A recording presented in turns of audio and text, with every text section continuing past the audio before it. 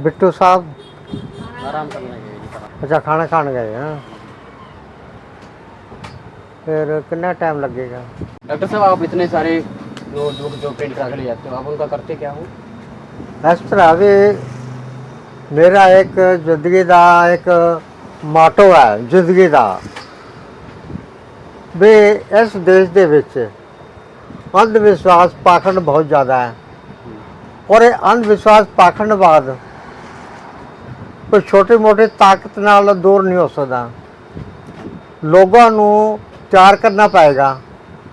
लोगों को तैयार करने वास्ते उन्होंने कुछ समझ इतिहास की समझ प्रेजेंट की समझ और पुरानी समझ वो सारा कुछ दसना पैंदा है। उन्हें दसन वास्ते अज जो कुछ हो रहा है पिछला जो कुछ होया वो सारे इकट्ठा करके फिर मैं लोगों से बढ़ता है ताकि लोगों ने समझ आ जाए भी पहला असी की सी अज की है और अज गरीबी क्यों है, समाज दे विच छोटा बड़ा क्यों है, किने किया। तो इस चीज़ को खत्म करने वास्ते ये मैं फुटसेट कराना। फुटसेट करा के तेरे वर्गे नौजवानों समझा के फिर देना भी तुम भी इस तरह प्रचार करो ताकि झूठ फाकड़ खत्म होवे, सच और सच्चाई का महापुरुषों का विचारधारा का इस देश के राज स्थापित हो जाए। फोटो स्टेट पर किताबों पर खर्चा मैं इसलिए करता हूँ, किताबें इसलिए ख़रीदता हूँ भी एक तो मुझे पूरा ज्ञान हो जाए। उस जो किताब खरीदता हूँ वो पूरा पढ़ता हूँ और मुझे पूरा ज्ञान हो जाए उस किताब के बारे में। दूसरा उस किताब की मैं फुटसेट कराकर मैं जो अम्बेडकरी विचारधारा से संबंध रखते हैं नौजवान लड़का लड़की कोई भी हो तो मेरी कोशिश होती है भी हर एक को ये मैं दूँ और वो भी पढ़कर अपने आप में ज्ञानवान बन जाए। इसलिए मैं फुटसेट कराता हूँ और लोगों को ज्ञान बांटता हूँ। ये ज्ञान की बात है, समझदारी की बात है। जब इसको इस समझदारी का पता लग जाएगा भी ये ज्ञान है और हमारा जो विकास हुआ वो सिर्फ आरक्षण से हुआ। जब आरक्षण नहीं था तो हमारे समाज की हालत हमारे समाज की हालत जो थी वो भिखारियों की तरह सी। हमारे पास कुछ भी नहीं थे, पढ़ाई लिखाई के बगैर तो कुछ होता ही नहीं है। तो हमारे समाज के हमारे लोगों को पढ़ने का अधिकार ही नहीं था।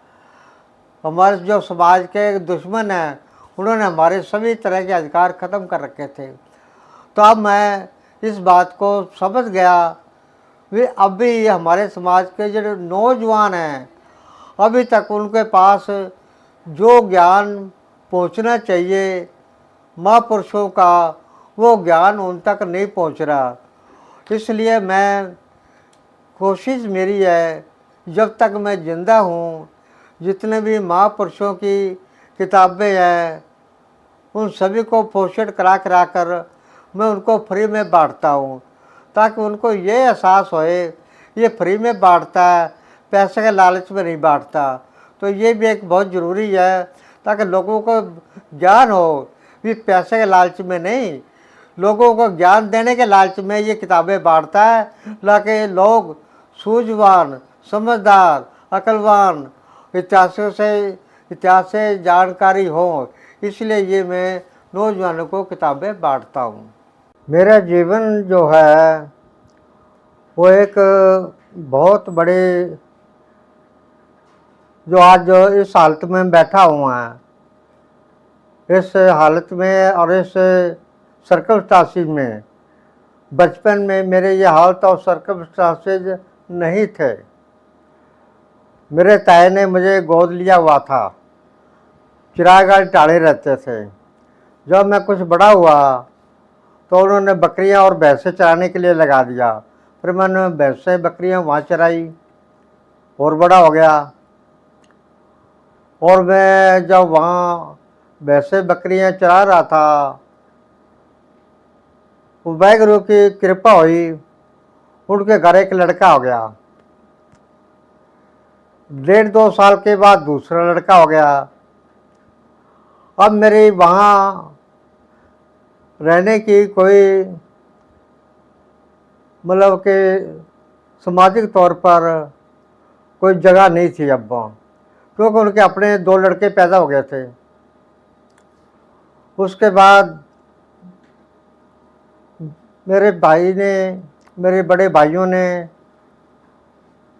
वो मुझे लेने गए, भी आपके लड़के हो गए तो अब इसको यहाँ हम ले आते हैं।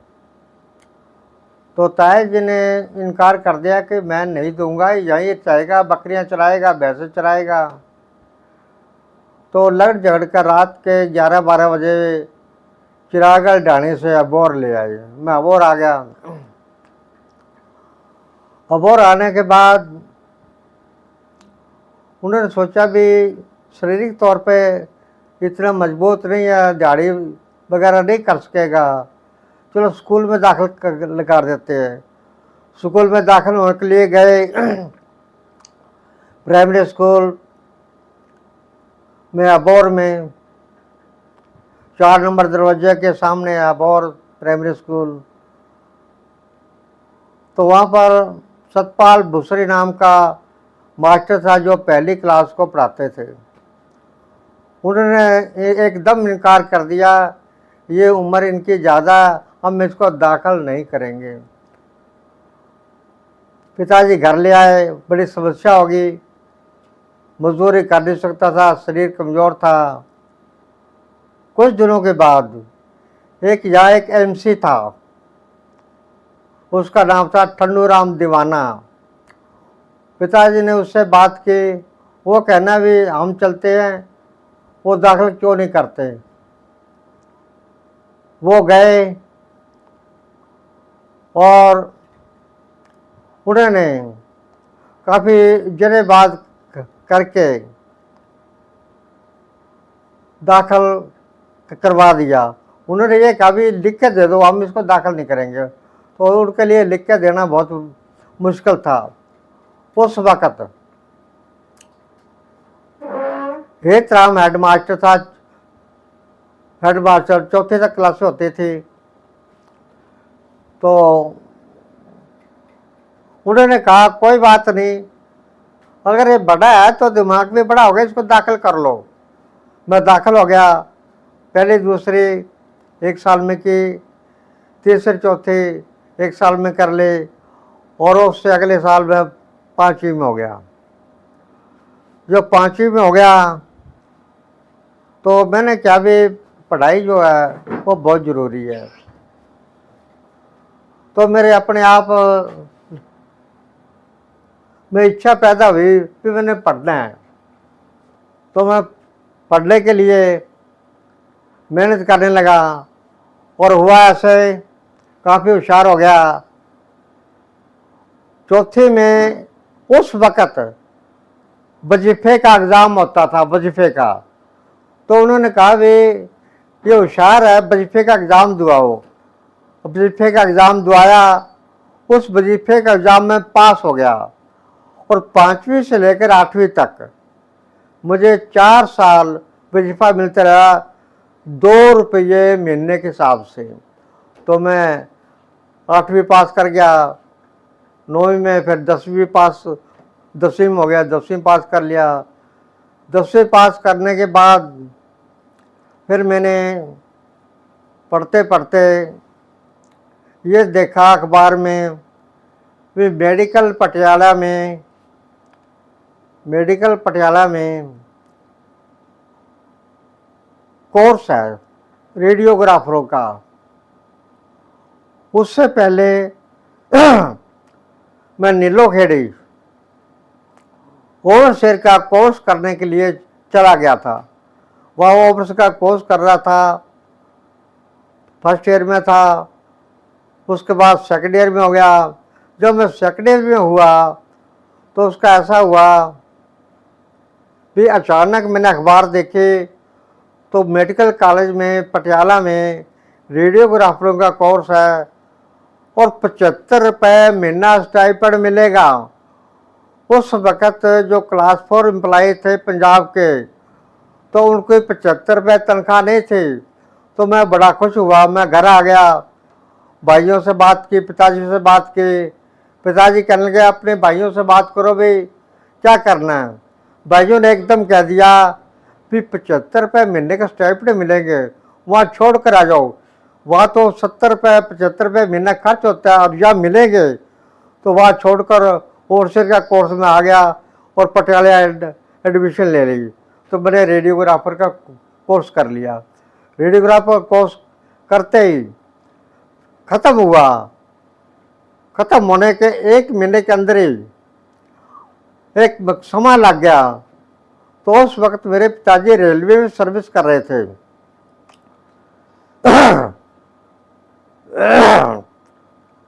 तो रेलवे में सर्विस कर रहे थे, वो बठिंडे में थे। जब बठिंडे में थे, जब मैं कोर्स करके आ गया तो बठिंडे में एक बहुत पॉपुलर डॉक्टर था, डॉक्टर विलायती राम, एक्सरे वाला। तो उसने कहा भी आपका लड़का एक्सरे का कोर्स करके आया तो मेरे पास लगा दो। मैं वो उसके पास एक्सरे करने लगा बठिंडे विलायती राम डॉक्टर के पास। बहुत पॉपुलर था, नॉर्थ इंडिया में इतना पॉपुलर था वो। और हुआ ऐसे, महीने 1.5 महीने के बाद मुझे लेटर मिला अपॉइंटमेंट का, भी आप नौकरी ज्वाइन करो सरकारी सिविल हॉस्पिटल अमृतसर में। तो डॉक्टर कहने लगा भी वहाँ क्या कर गए, इतनी दूर जाएगा, यही नौकरी करो, जो सरकारी पैसे मिलेंगे उतने मैं पैसे दे दूँगा। पर मेरे दिमाग में थी कि सरकारी जॉब है वो वही अच्छी होती है। तो उसके बाद मैं सरकारी जॉब करने लग गया, अमृतसर चला गया, ज्वाइन कर लिया। 1 साल रहा।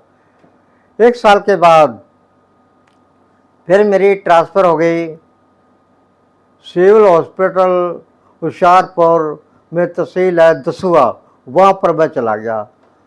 तो वहाँ पर मैंने ज़िंदगी के 7 साल लगाए, 7 साल वहाँ रहा मैं।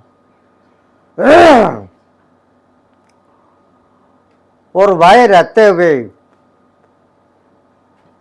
मेरे एंगेजमेंट हो गई। तो ये एंगेजमेंट हो गई, उसके बाद शादी हो गई। मैं जलालाबाद सर्विस कर रहा था, करते करते वहाँ पर एक मास्टर था कश्मीरी लाल। वो ये कश्मीरी लाल ये मास्टर है, कश्मीरी लाल ये मास्टर है। इसने कहा डॉक्टर साहब आप इतनी मेहनत करते हो, पैसे खर्च करते हो, तो समाज, और वो तो ये जो पार्टी में काम कर रहे हो वो तो कामरेडों की है, तो समाज में काम करो, बहुजन समाज पार्टी में। मैंने कहा भी बहुजन समाज पार्टी वालों से मुझे पहले मिलाओ, उसका मालिक कौन है। तो उसने हिम्मत करके मुझे कांशीराम से मिला दिया। कांशीराम से बातचीत हुई, उस दिन से लेकर आज तक मैं बहुजन समाज पार्टी में ही हूँ और काम कर रहा हूँ। मेरी मिसेज शीला रानी, हम दोनों रात दिन समाज के लिए सत्पण थे। कांशीराम ने सोचा भी दोनों मियाँ बीबी ये दिन रात काम कर रहे हैं और इन्होंने मुझसे कुछ कभी मांगा ही नहीं है। तो कांशीराम ने शीला रानी को 4 स्टेटों की प्रेसिडेंट बहुजन समाज पार्टी का बना दिया और इन्होंने 4 स्टेटों में काम किया, 4 स्टेटों में काम किया। उसके बाद कुछ समय बाद शीला रानी की अकाल चलाने करके डेथ हो गई। उस डेथ के ऊपर यूपी की सीएम बहन मायावती जी, उसको पता लगा तो वो भी घर पर आई थी। डॉक्टर मोहन सिंह फलियावाला, प्रकाश सिंह बादल, उस वक्त ये था भी डेथ होने से सारे नॉर्थ इंडिया में एक बड़े शोक की लहर पहुंच गई और सभी को दुख हुआ क्योंकि वो 4 स्टेटों में काम कर रही थी। तो मायावती जो उस वक्त यूपी की सीएम थी, ये मायावती है, ये यूपी की सीएम थी, इसको पता चला तो यूपी से ये सीधे अबोर आई और अबोर आकर परिवार को सांत्वना दी और बच्चों को, बेटियों को पुचकारा और उसने कहा भी कभी भी किसी भी वक्त की कोई भी समस्या है तो मैं आपके लिए हमेशा हाजिर हूँ।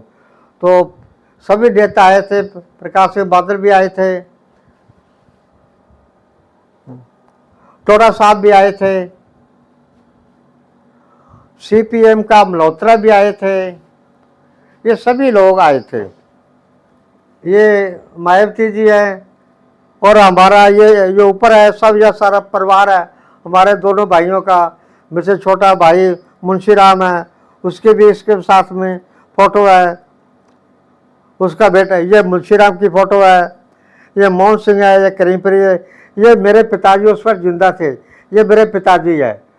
तो सभी से बड़े सद्भावना से मिले और सभी को अच्छा मैसेज गया कि फूलचंद की समाज के प्रति इतनी लगन है, जो कि यूपी की सीएम होते हुए और यह अबोर में शोक संद बनाने के लिए अबोर में आई, तो इससे बड़ी और कोई बात नहीं हो सकती थी। प्रकाश सिंह बादल भी आए, टोडा साहब भी आए, मल्होत्रा साहब भी आए, जितने भी पंजाब के लीडर थे वो सभी यहाँ पर आए थे। ये और बीबी सुरेंद्र कौर जो प्रकाश सिंह बादल की मिसेज थी वो भी आई थी, ये उनकी फ़ोटो है। उनके साथ गुरतेज सिंह गुड़ियाना जो एमएलए बाद में बने वो भी ये है। राम सिंह आरेवाला जो वहाँ का मुक्तसर का अकाली दल का प्रेसिडेंट था, ये वो भी आया। और जलाराम जो मलोट का बीएसपी का प्रधान था मुक्तसर का, वो भी आए। ये सभी लोग उस वक्त ये आए थे। उन्होंने, शीला रानी ने और फूलचंद ने समाज के लिए, समाज की गुलामी को ख़त्म करने के लिए, गरीबी को दूर करने के लिए दिन रात हमने संघर्ष किया। और वो जो आया है इस दुनिया में उसने जाना, तो वो इस दुनिया से जा चुकी है। अब मैं हूँ तो मैं भी या अब भी इस उम्र में भी संघर्ष कर रहा हूँ और जब तक मैं जिंदा हूँ समाज के लिए संघर्ष करता रहूँगा। तो मैं इसी के साथ मैं आप सबका धन्यवाद करता हूँ।